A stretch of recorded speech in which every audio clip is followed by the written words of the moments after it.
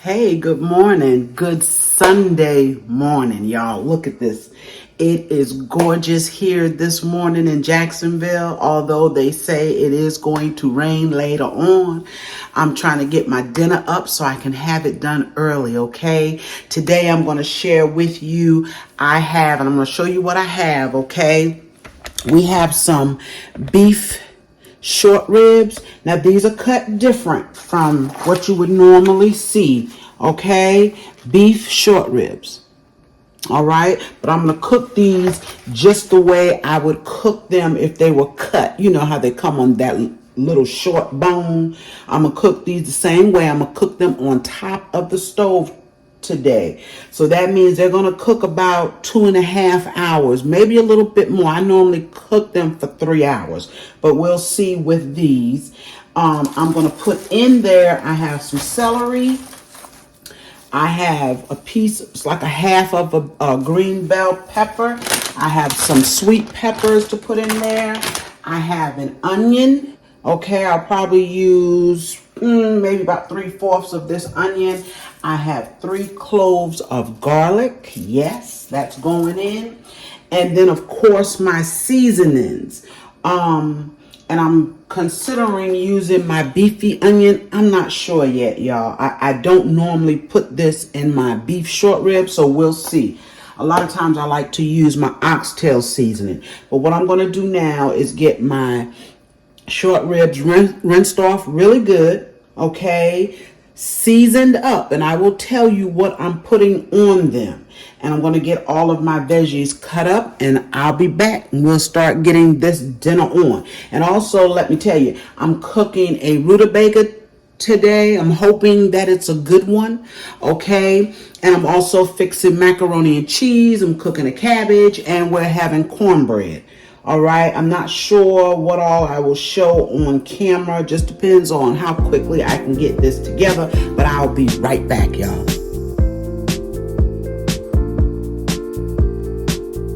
All right, y'all, I'm back. I have my short ribs seasoned up, and I'm going to show you. Now, you can season your short ribs any way you want, okay? Season them any way you want. I use the basic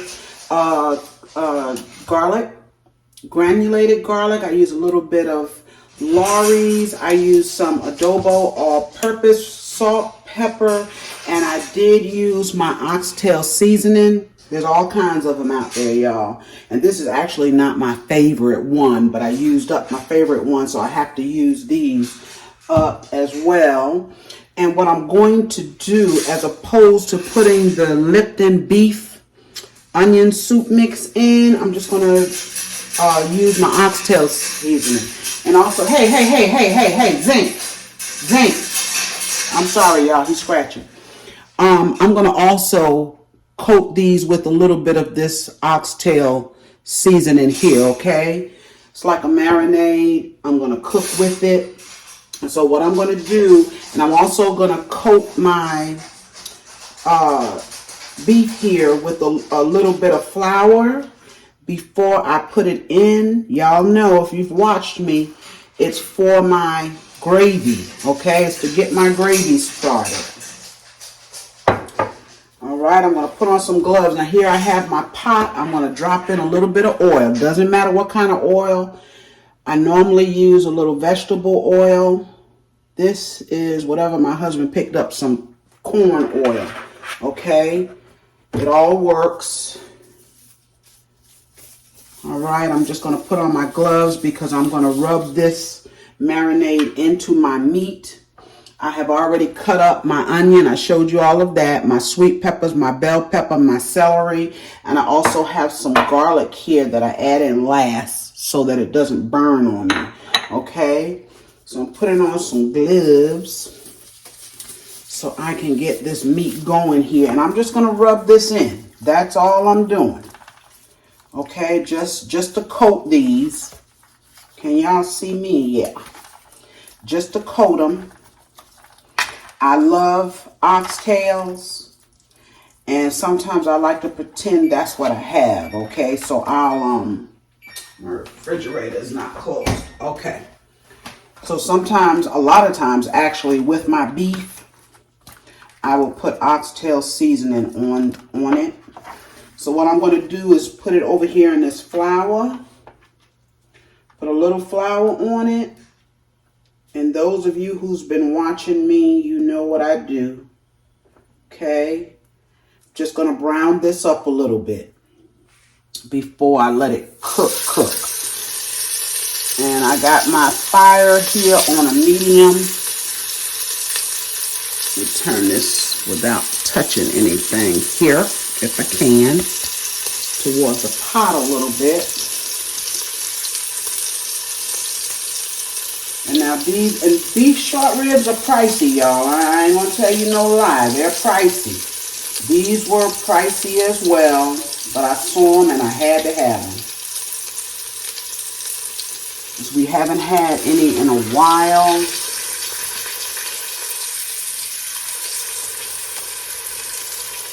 But they are beautiful. I found one piece that was mainly fat. I'm throwing it in the pot.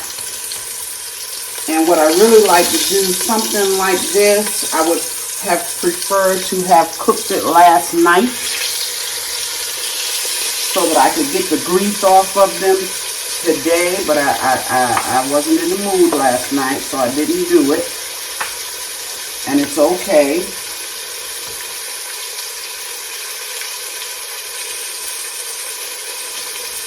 Alright, I'm trying to fit as many as I can. 1, 2, 3. I'm just going to put 3 in there at a time, y'all. Okay? I'm going to let those brown. I'm washing my gloves off.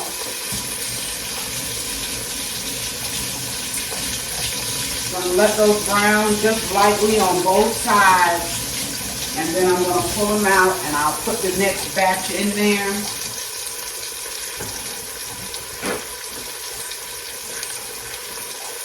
But when I flip these, I will come back and show them to you. Now see how beautifully brown those are, y'all? And it's only been a minute that I've had the camera off. It's only been a minute. And I'm going to flip it over. Smells wonderful. Let them brown for a minute or two on this side. And then I'm going to pull them out and I'm going to put the rest of them in there. I'll be back. Alright, y'all, I still have my last 3 pieces, but I wanted to show you this stuff here at the bottom. If this bothers you, and if you feel like it's going to burn before you get all of your meat browned off, just take it out. I'm sorry, y'all, for that. Take it out. Okay, but guess what? That's going back in my pot. It's going back in my pot. But for now, if you don't want it to burn, take it out. Okay, because we still have 3 more pieces to go. I'm going to put just a drop more oil. Okay, because that kind of sucked up that little bit of oil that I had in there. And then I'm going to go ahead on and add my last 3 pieces. Alright. Alright, y'all. All of my meat is brown. Okay, I'm scraping this up for a reason. I'm leaving it in the pot. This is good stuff in here. This is flavor. You want to keep this in the pot. Alright, and what I'm going to do, I'm going to put my vegetables in. Okay, you put a drop of grease, just a smidgen. I meant a smidgen, y'all. That's all I put in there.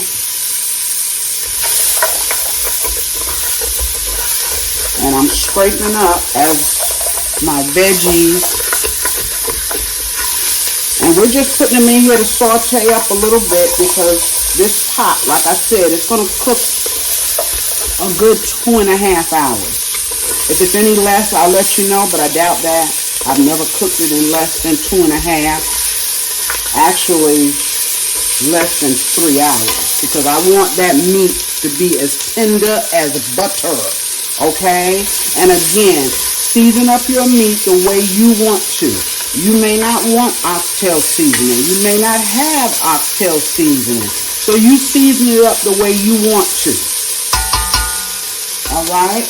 I'm doing this here. My mother didn't use oxtail seasoning, no, but for the most part, this is the way she cooked her meat on top of the stove. This is the way I've cooked my meat, my beef, for many, many, many years. Just lately, I've gotten to where I'll put it in the oven and braise it. But this is the way I normally do it. Now, another thing, I don't have any beef stock, and that's okay. That's another thing that I have not always used is chicken or beef stock in my food.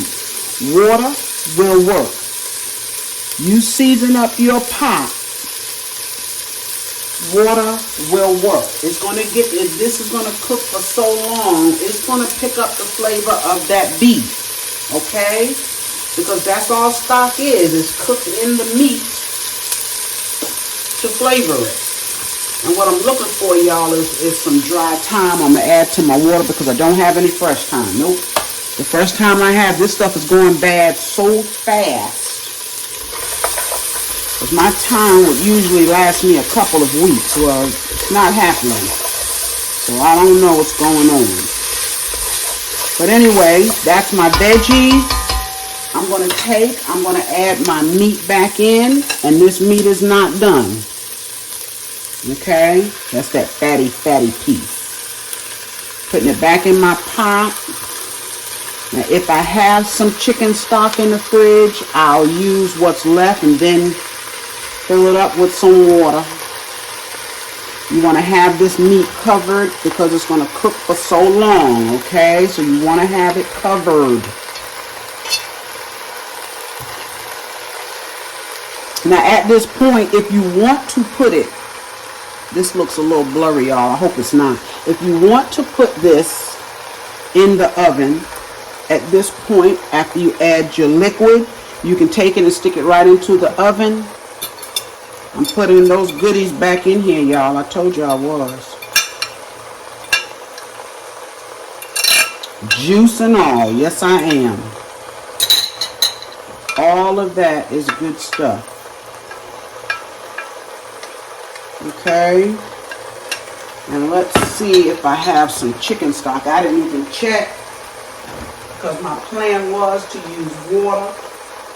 And that is exactly what I'm going to do because I don't have any chicken stock open and I don't want to open any. Okay? So let's get some water.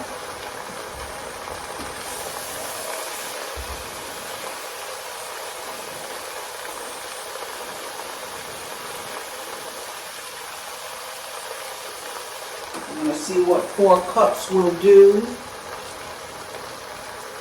If you feel like at this point you need to add any more seasoning, you can do that as well.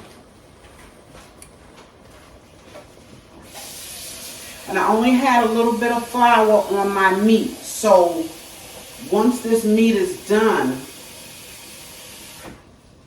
and if the gravy does not appear to be thick enough, so this is like 3.5. That's 7 cups of water, y'all. And don't worry about that. It's going to cook down. As this meat cooks, the water is going to cook down, okay? I'm going to put in a little bit of my thyme. Like I said, if you feel like you need more seasoning, ground thyme. I'm just going to put a little bit because this dry is much more potent than the fresh, okay?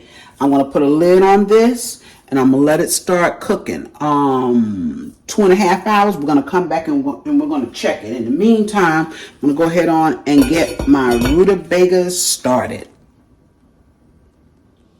All right, y'all, let's get into these rutabagas. Okay, I'm trying to get a shot where you can see what I'm doing. Okay, I know that peeling these rutabagas is not for everyone. I get it. Okay, it's just something that I've done for so long. It just is second nature to me. I've gotten, and I did try to use a potato peeler, and it does work. Okay, it's just that I don't normally use potato peelers. So the knife just works better for me. You'd be surprised some of the modern things that people do. And a potato peeler is not modern. That was out when I was a kid then, but we just didn't use it, me and my mother. But I've had suggestions on my comments, and I appreciate all of them. You know, one lady said you could put this in a pot and boil it a little bit and then take the skin off. That may work. I don't know. I've never done it. By the time I do that, I could have this rutabaga peeled, cut up, and on its way to cooking. By the time I did all of that, it's relaxing to me, okay? It may seem the hard way to some, but for me, it's not. Just take my knife and I'm peeling it just like a potato. But now I'm going to tell you, and bring this close to you so you can see it. I've had a real hard time with rutabagas lately. You see all that white stuff in there? You don't want to eat that. You don't want to cook it because it tastes like it look. Okay, you can't, it's weird. It's just a weird taste. So that's why I bought 2 of them, so that if one was not good, I'd have another one off. I needed to cut off any, which I will on this one. But I'm going to see. So I peeled it, okay? I peeled it just like a potato. But like I said, if you're not comfortable with it, try using a potato peeler, okay? But what I do, and you may want to get something like a wet rag and sit it down to hold this in place. Okay, I want to put you a little bit closer. To hold it in place, but I make sure it's as flat as it can get. And I want to see what this, and I hold it here and I kind of work it and my knife, okay? I work it and my knife. Now it looks pretty good on the inside, so then what I'm going to do is cut a lot of this outside off where it doesn't look good, because I don't want to eat that. Like I said, I can't describe. It's chewy, it's weird, okay? And I just take and I cut it. Remember, hold it. I'm gonna cut off some more of this outer, get that white stuff off. And I know it looks like I'm cutting a lot of it off, and I am, but you can't eat it. So I have to get down into it to get to the part that's actually edible, because I have cooked it before, not knowing it gives you this weird chew. Okay, Jesus. That's why I bought 2, y'all. These things here, they're just, I can't find any good ones anymore. Okay, so that looks okay. Hopefully. All right, so we're gonna finish cutting it up. Sit it down flat, hold on to it, take a knife, and if my knife, and see how I was working this in as well as my knife, and I always turn it because I want to get the best grip on it that I can, okay? Keeping your fingers away from the knife, okay? I work this and I work my knife. Now this here is going to be a little bit, let's turn it that way. Any way you can get it that you can get a good grip on it without it moving away from you. Okay, that's it. That's it. And then I just take it and I cut it real thin, just like that. But see what I'm saying? How fast I can do that rather than putting it in a pot and boiling it. I don't know what that would be like. Okay, take your time, just like a potato, just a little bit harder. And rutabagas are delicious. And how I cook these is I take and I put a piece of salt pork. Now my husband has gotten to the point he doesn't like to bite down on salt pork. But with this, the salt pork is going to cook the same time this rutabaga does. And this rutabaga is going to cook a good hour and a half. Sometimes 2 hours. Okay, so that salt pork is going to cook along with it and become very soft. So when I mash these up, because I mash my rutabagas up, that's why I let them cook until they're really tender. And I mash the salt pork right up in with it. Okay, I'm not going to put a whole lot of it in here. See how thin I'm cutting them? And y'all, I tell y'all all the time, this knife is not that sharp. Because if I do slip with it, and I've done that, it's gotten away from me. I don't want to really chop off any fingers or anything, y'all. I really don't. That seems like it's a little bit hard. Now see all of that I had to, that's my meat, y'all. That's my meat. Trying to boil over on me. Okay, but see how much I had to cut off? So what I'm going to do is cut this one up, put it in the pot, and I'll be right back. All right, y'all, so this small one here wasn't as bad. I probably should have just gotten a couple of the small ones. I cut out a few bad places on it. You have to know what you're looking for, I guess. Now, this is the way my mother always cooked her rutabagas. See, it's not as hard as you think. It's just something you got to get used to doing. Rutabagas are almost like my candy yams. I like them a lot on Sundays. Okay, so I'm going to finish up and we'll get these up. All right, y'all, this is my rutabagas. This is how much I've gotten, which is a lot of rutabaga, okay? That's a good bit. And what I'm putting in there right now, I'm going to show it to you, and I've done this before. I'm putting in 2 strips of salt pork. Just 2. Okay? And I'm going to put some salt, some pepper. Okay? I don't have any bacon grease. But that's okay. Maybe I should add one more strip because I don't have any bacon grease. So I probably will add one more strip, salt, pepper, and put it on the stove. Okay, let it cook for at least an hour and a half. So that, because like I said, I like to mash mine up. So I like them to get real tender. Okay, salt to your taste, pepper to your taste, and we're moving on with our dinner. All right, y'all, we're getting ready to start some macaroni and cheese the old school way, okay? I'm not making a cheese sauce.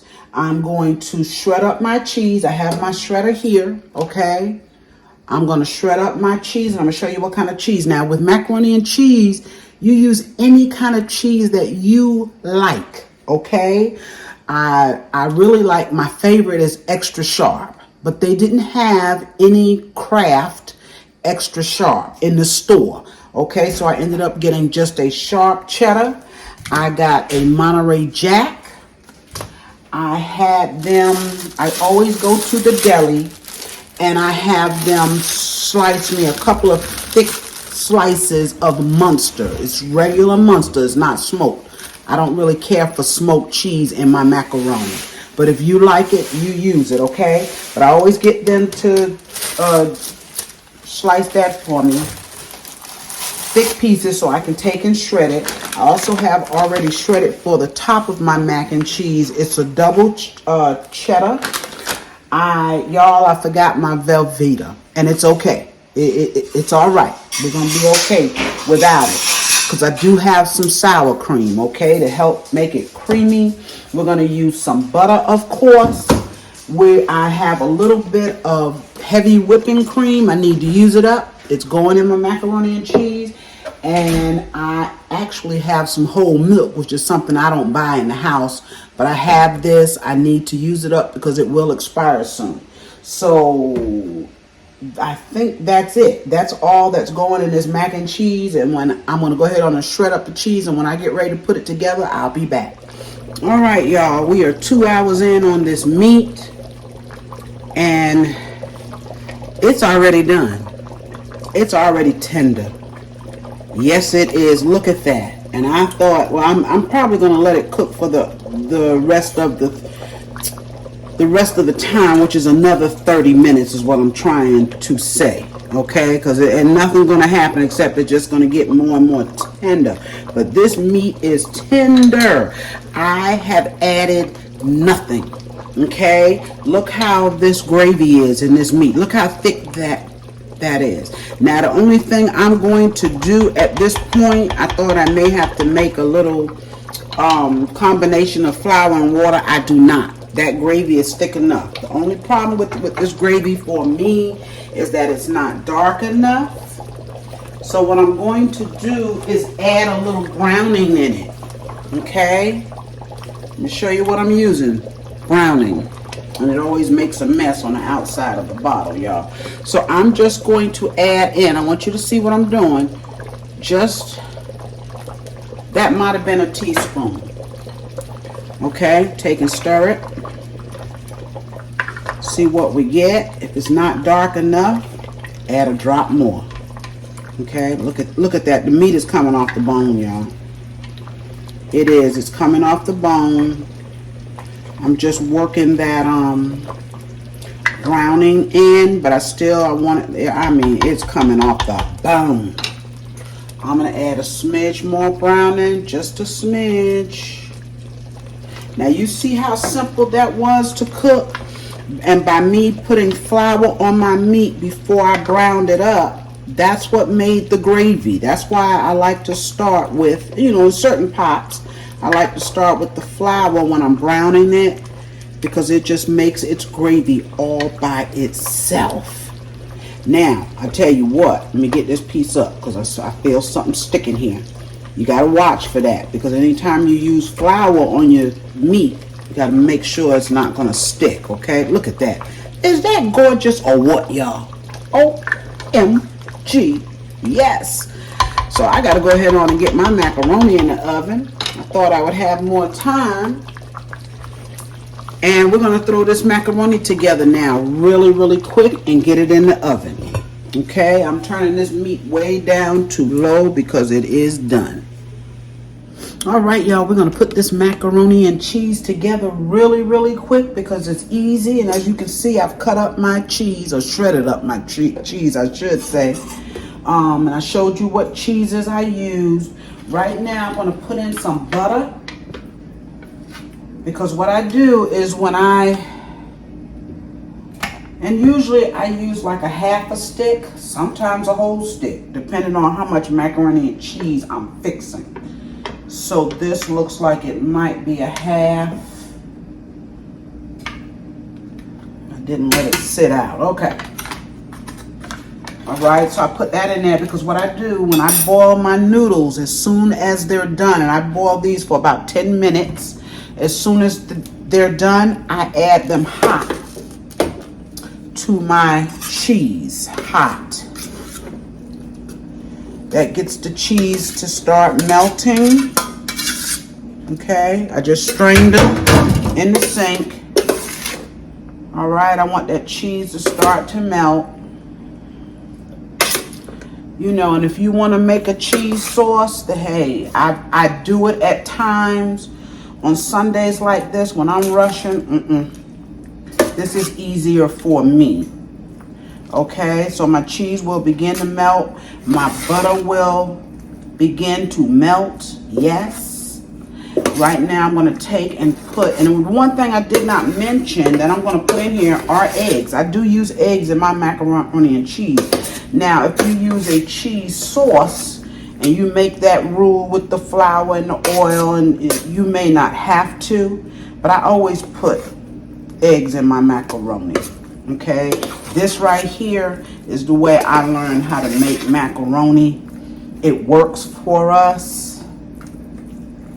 Now my mother, she didn't even shred her cheese, she sliced it up real thin. I've done that on camera before.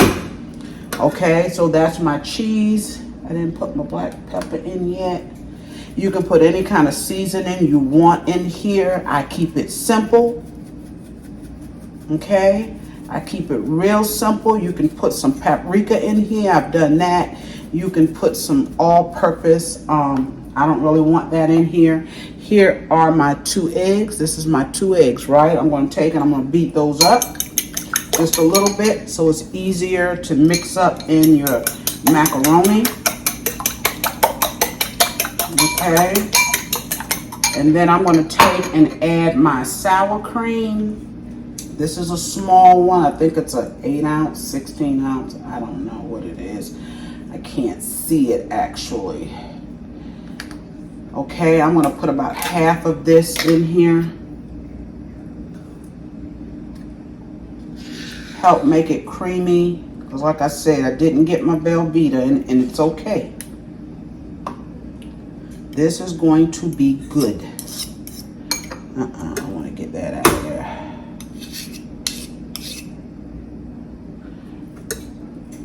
All right, I'll mix that in with my eggs. Make sure you can see me. Mix that in with my eggs. And I told you I had a little bit of heavy whipping cream left. I'm going to put that in here. Because when I cook, I try to use up things that are about to go bad. I don't want them to go bad. I don't want to waste them. So I'll find ways to use them in my foods. So that's my heavy whipping cream. That was about a half of a cup. And then I will add milk. Regular, I do have some whole milk here. I will add that. Okay, and it's that simple. I'm gonna take and pour this in. Just pour it in.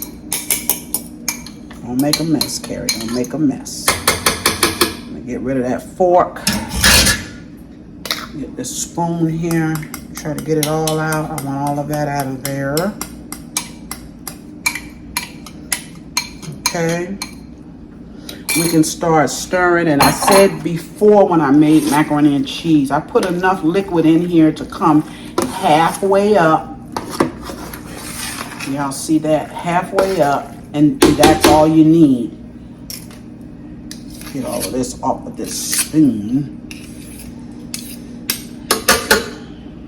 I'll have to do it again, but that's all right. So now I know I need to add milk because this is no way wet enough.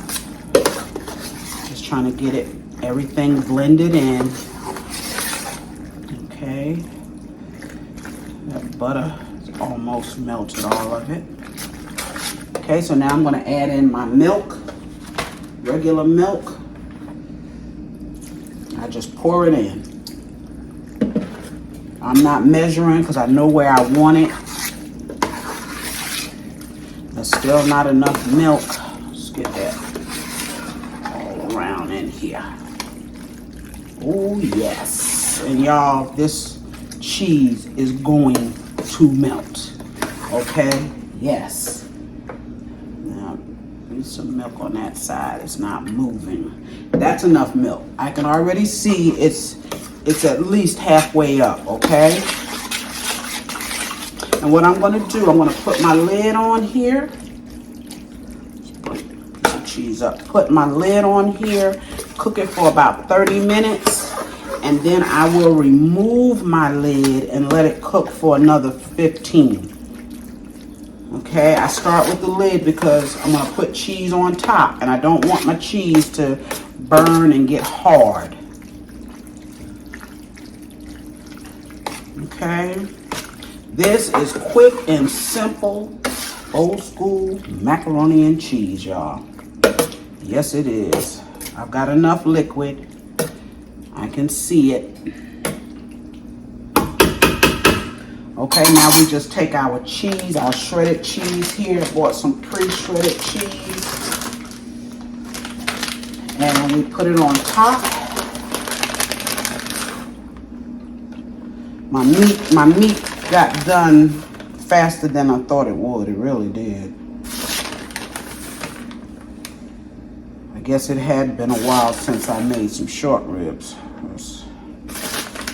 Okay.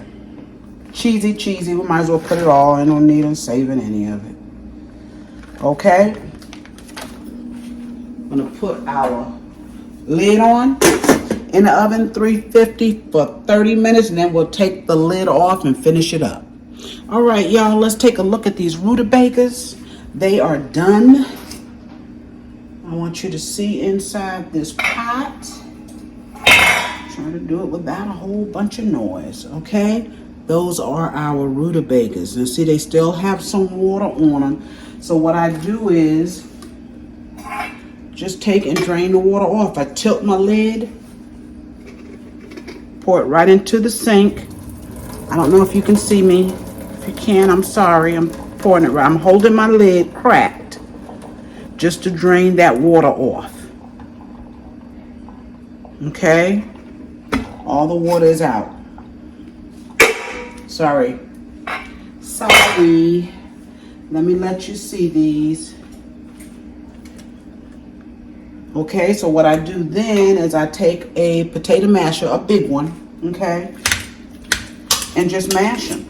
And that salt pork in here is being mashed up right along with them. Let me get y'all a little bit closer so y'all can see these. Yes.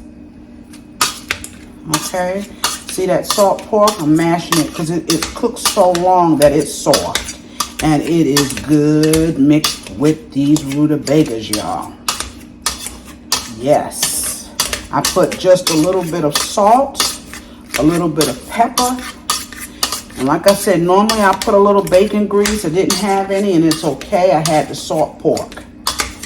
Okay, you can use any kind of meat. In fact, you don't have to even put meat in these. You can boil them. Just put a little bit of butter or a little bit of oil in them if you want to. And have them that way. You don't have to have the pork. If y'all watch me, you know I like to cook with pork. That's it, y'all. Those are our rutabagas that we are having. My dinner is coming together. So the next time I come back, the macaroni is in the oven. When I come back, we'll be ready to plate up. All right, y'all, our dinner is done. The only thing that I am waiting on is my cornbread. I like to put that in there last because we like it right out of the oven with our dinner. Okay, but I wanted to show this to you before I plate it up. Okay, this is our meat, of course. You all have seen that. Yes, and oh y'all, oh my goodness, you talk about tender, you'll see it. Yes, you will when I plate it up. I got some rice over here. Take you with me. Of course, we have rice every time I cook. And of course, our rutabagas, y'all saw those. I smothered a little cabbage here. Let's show you that. I didn't do that on camera, but to go with our rutabagas, I smothered a cabbage. Yes, it was just a small cabbage. It's enough for us with those rutabagas. And then, y'all, look at here. Our macaroni and cheese. Is that gorgeous or what? Yes. Yes. So let me turn y'all up just a little bit. Thank you, y'all. Thank you for joining me this beautiful, and it's still gorgeous outside, this beautiful Sunday. Okay, I'm done kind of early, so I have time to sit down and rest. But as soon as that cornbread come out, I'm going to come on here and do a plate and share a little bit with you, okay? Yes, I'll be right back with that plate. Hey, y'all, I'm back with my plate. Look at that plate, y'all. Look, oh my goodness, that cabbage, our rutabagas, our rice. I put some of that gravy off that beef. Remember, these were beef short ribs. They were just cut different. Look how tender that meat is, y'all. Look at that meat. You talking about good? And there is our macaroni and cheese. And you can see it is not dry. No siree. Yes, yes. And what? Yes. Y'all.